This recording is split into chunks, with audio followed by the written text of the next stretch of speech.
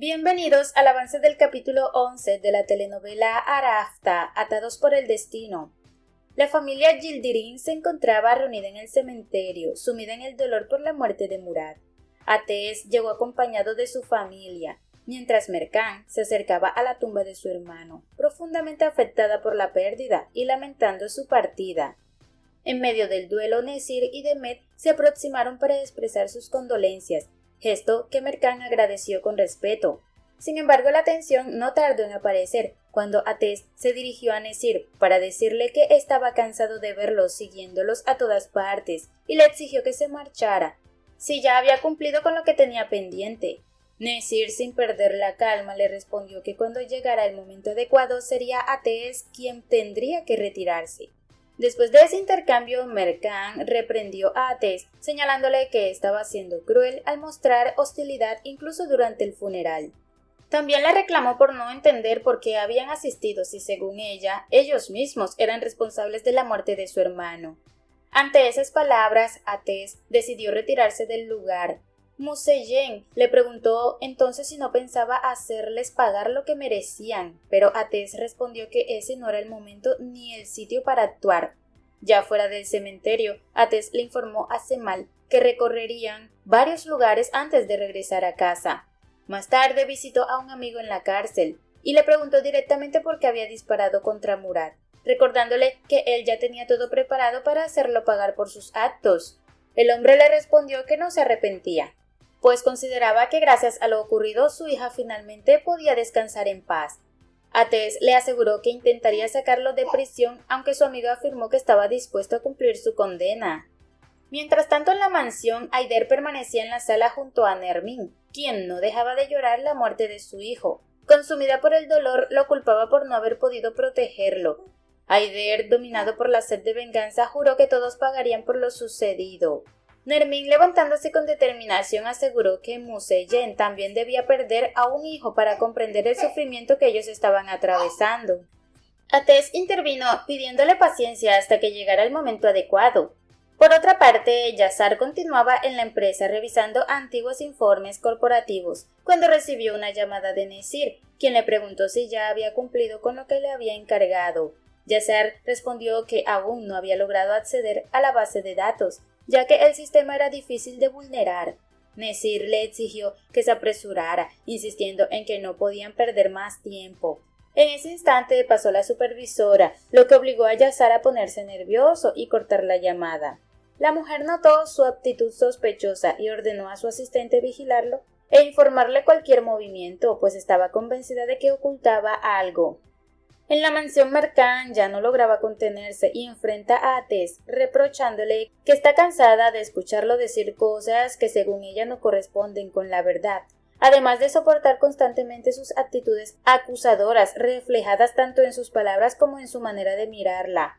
Ateş responde cuestionándole si acaso ella no actúa de la misma forma, recordándole que durante el funeral fue ella quien comenzó a responsabilizarlo a él y a su familia por la muerte de Murad. Mercan insiste en que no se trata de una acusación falsa, afirmando que su hermano estaba dispuesto a entregarse y cumplir su condena en prisión sin poner resistencia.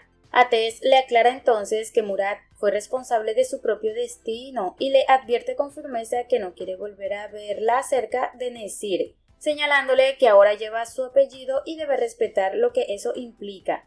Tras esa discusión, Ateş se dirige a su habitación secreta. Allí se acerca a un panel donde mantiene reunidas las fotografías de todas las personas a quienes considera responsables del sufrimiento que vivió en el pasado y que según su plan deberán pagar por ello.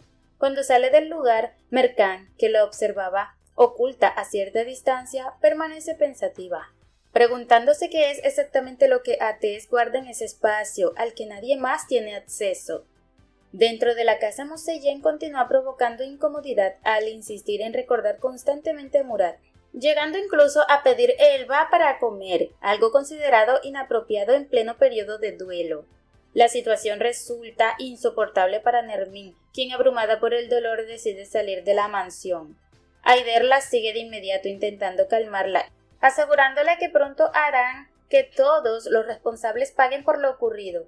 Nermin, dominada por la rabia, le jura que hará que Museyyen llegue a suplicar por su vida, pues está decidida a hacerla pasar por el mismo sufrimiento que ella atraviesa.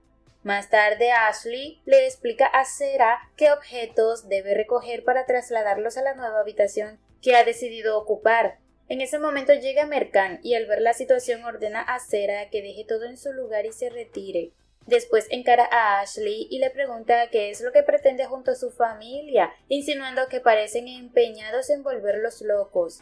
Ashley le responde que deje de hablar como si ellos fueran responsables de lo sucedido con Murad, y le aclara que él terminó cayendo en las consecuencias de sus propios actos, en el mismo problema que él mismo había provocado.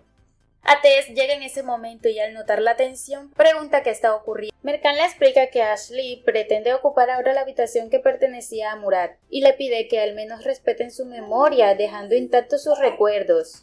Tras escucharla, Tess guarda silencio por un instante y cuando Mercan decide retirarse se dirige a Ashley para preguntarle si realmente no pudo esperar un poco más antes de tomar esa decisión. Le hace saber que tanto ella como Museyen están complicando los planes que intenta mantener bajo control dentro de la casa. Mercan, aún alterada, se sube al coche y abandona la mansión, sin decir nada más. Desde la distancia, Tess observa cómo se marcha, mientras se pregunta a dónde pensarán ir en ese estado. Mercan conduce hasta el muelle, donde el sonido constante de las olas y el viento frío del mar terminan por derrumbar la fortaleza que había intentado mantener. Allí, completamente sola, grita con fuerza para liberar el dolor que lleva acumulado, dejando salir la rabia y la tristeza que ya no puede contener. Tess llega poco después y al verla desde lejos comprende por primera vez con claridad lo que ella está sintiendo. Decide no acercarse ni interrumpirla, permitiendo que descargue todo aquello que la consume por dentro. Mercan, sin notar su presencia, continúa llorando desconsoladamente frente al mar. Más tarde, al regresar a la casa, la luz de una lámpara se enciende y Mercan descubre a Tess esperándola. Ella le pregunta si estaba preocupado por su ausencia, pero Tess responde que no es necesario preocuparse, porque siempre sabe lo que ella hace y hacia dónde va. Cansada emocionalmente, Mercan le dice que solo quiere descansar y le pide que la deje tranquila. Tess le indica que la habitación está abierta para que entre a dormir, pero Mercan le aclara que no piensa entrar allí ni compartir esa habitación con él. Tess no insiste y se marcha, aparentando indiferencia ante su decisión. Firme en su postura, Mercan se dirige al kiosco exterior y se acuesta allí. Desde una ventana, Tess la observa en silencio. Aunque ha sido duro con ella, termina dejando ver un gesto distinto. Toma una sábana y sale discretamente para cubrirla mientras duerme, procurando no despertarla. A la mañana siguiente, Mercan despierta confundida al notar que alguien la había arropado durante la noche y al ver a Tess a lo lejos, supone que fue él quien lo hizo. Después se dirige hacia la habitación, pero a Tess le bloquea el paso por un momento. Ella le exige que la deje entrar porque necesita cambiarse. Tess finalmente se aparta, aunque le advierte que no ponga a prueba su paciencia. Una vez dentro, Mercan aprovecha un descuido y revisa el saco de Tess, donde encuentra la llave de la habitación secreta. Ahora que la tiene en sus manos, decide averiguar qué es lo que él oculta con tanto empeño. Por otra parte, Aider se reúne con Sahin para hablar sobre el trabajo del que habían conversado anteriormente. Sahin le explica que se trata de una oportunidad que ofrece mucho dinero, aunque también implica riesgos importantes. Aider admite que necesita pensarlo, pues ya no es el hombre impulsivo que solía aceptar cualquier cosa sin medir consecuencias. Sahin le aclara que no puede esperar demasiado tiempo y que si no acepta, buscará a otra persona. Finalmente, Aider acepta considerarlo y le pide que espere su llamada. Cuando Aider se marcha, Semel aparece y deja claro ante Sahin que nadie puede dañar a su hermano sin enfrentar graves consecuencias. Luego le entrega un pago adelantado para que traicione a Aider, asegurándole que recibirá el resto cuando el trabajo esté terminado. Mientras tanto, Mercan entra con cautela en la habitación secreta de Tess, utilizando la llave que encontró.